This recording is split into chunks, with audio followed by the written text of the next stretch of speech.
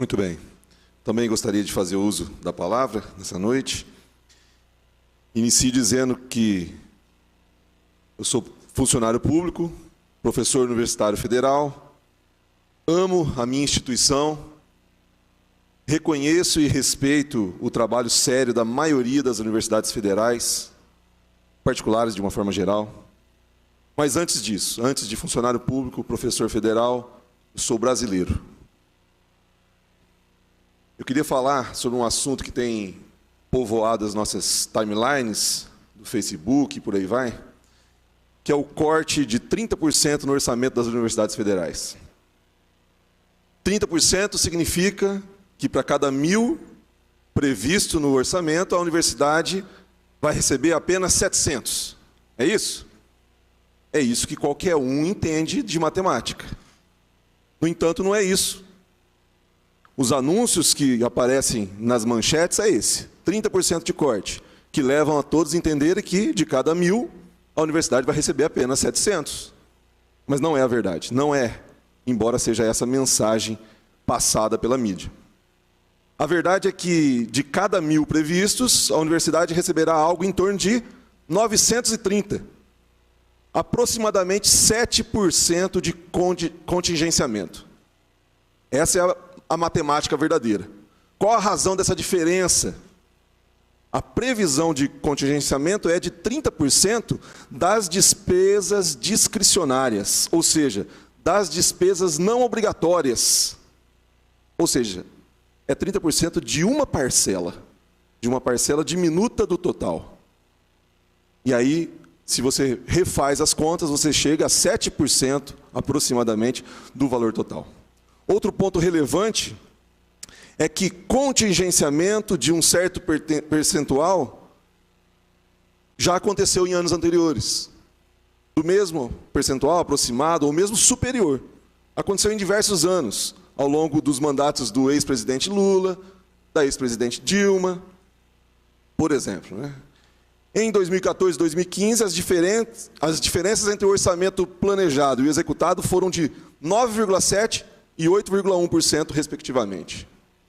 Superiores aos 7% previstos para que aconteça agora em 2019. Nessa linha de raciocínio, cabe ponderarmos qual que é a razão para o atual presidente, o seu ministro da Educação, efetuarem o referido contingenciamento, chamado popularmente de corte. É óbvio que o presente aperto financeiro, a crise sem precedentes que estamos enfrentando, vem como resultado de decisões equivocadas anteriores, dos governos anteriores. Sem contar que o fato do contingenciamento de 2014, 2015 e outros anos anteriores foi também necessário, porém os motivos incluíam a previsão dos governos anteriores saquearem o nosso Brasil. Por fim, eu queria, para terminar, dizer o seguinte: eu não defendo os cortes, eu não defendo esse contingenciamento, obviamente. Eu não fico feliz com a necessidade de que esses ocorram. Antes, eu defendo o seguinte: a reforma da Previdência necessária para o nosso país, o pacote anticorrupção, defendido pelo ministro Sérgio Moro, as diversas ações planejadas pelo ministro Paulo Guedes, a continuidade e ampliação dos trabalhos da Operação Lava Jato, isso eu defendo. O crescimento da nossa economia, a geração de empregos, etc. Defendendo tais iniciativas e projetos, eu entendo que nós teremos o resultado que todos aqui, todos que nos assistem, certamente concordam. Teremos o quê? A ampliação dos investimentos, seja em educação, seja em saúde, segurança pública, etc.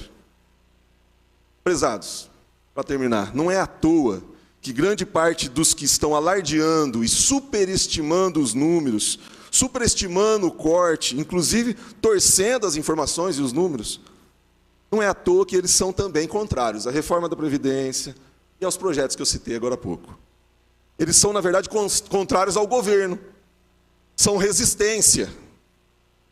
Do contrário, eles teriam feito o mesmo barulho que estão fazendo agora em 2014, 2015. Mas não fizeram. Termino com as minhas palavras iniciais.